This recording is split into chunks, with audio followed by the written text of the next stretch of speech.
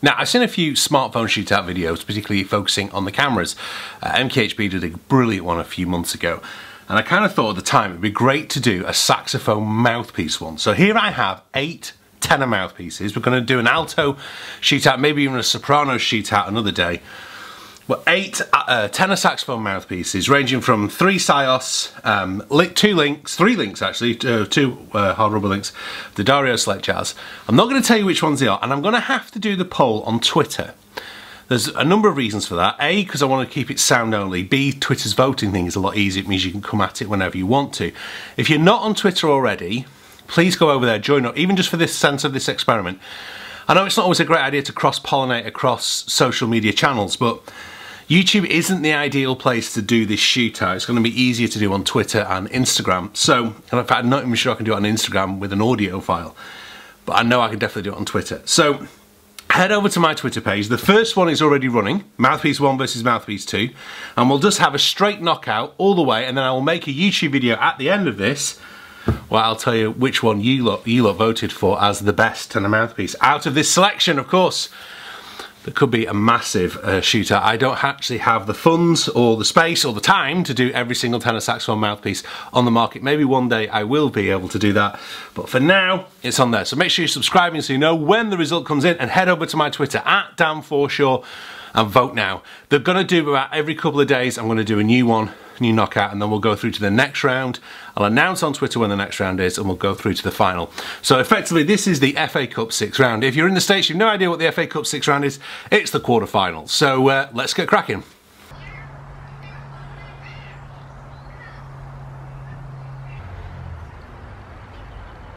Just finished my Wednesday 3-bullet email to all my people on my email list, not just for my students, for everyone. So if you're not on it yourself, I know a number of you are, head over to Cambridge Saxophone, sign up there, and you can get my Wednesday 3-bullet email. I'm also reflecting on the fact that this time last year, going to my time hop, I was getting photos from my colleague at work in London showing the building covered in snow. Today it's 19 degrees and beautiful sunshine. The weather is a bit weird. And that the committee be sensitive to the questions pertaining to ongoing investigations.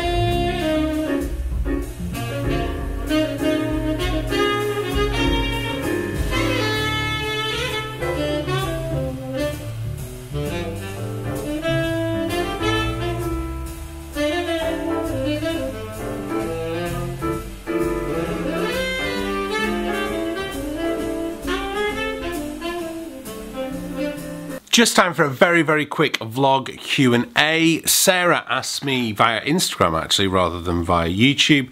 She was asking me about the bottom lip. She says, "Hi Dan, my bottom lip often really hurts when I finish playing. Sometimes it actually bleeds. Is this normal? Should it be happening?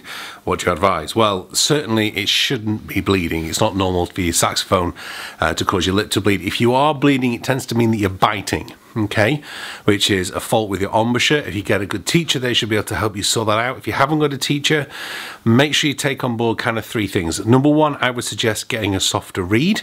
That might help you. You might be playing with too hard a reed at the moment. Number 2, make sure that you're forming the V shape, the V for victory. In other words, when you say victory, and you have to kind of say it a little bit like the Queen would say it, victory, the V sound, where your top 2 teeth go into the bottom lip, the V.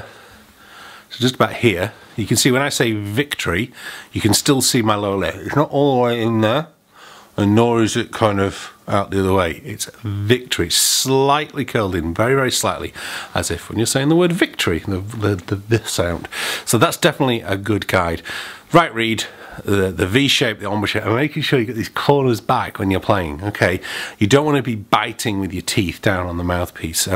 Really, I mean, why do we bite? We tend to bite, in my opinion, because what we like to do is constrict the size of the aperture of the mouthpiece so that we can use less air. So really, this is why teachers are so important, to be able to help you to get the right sound.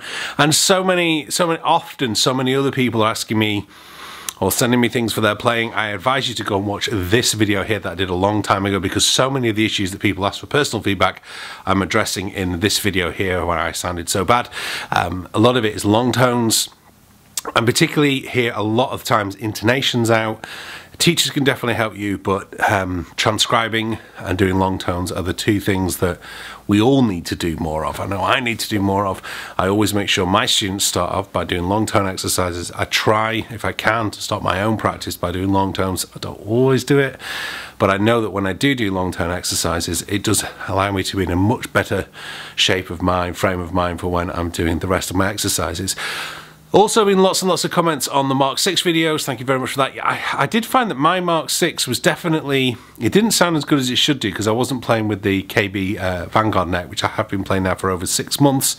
Certainly going back to the stock neck seemed to affect the sound of my instrument. It wasn't as free blowing as I'd hoped it would be, but yeah, it was kind of weird. Dennis was very pleased. He got his saxophone back. Yeah, that was my student who lent me his Mark 6, and yeah, I mean, yeah, you all thought his 6 was better, so there you go. Anyway, thank you very much for watching. Make sure you go to Twitter now and vote on that mouthpiece poll, because on Saturday I'm going to post another 2 mouthpieces. So which mouthpiece from today, Mouthpiece 1 or Mouthpiece 2, will you send through to the semi-finals of the tenor Mouthpiece Shootout? Thank you very much for watching. Check out my last vlog here. This is what I was up to this time last year.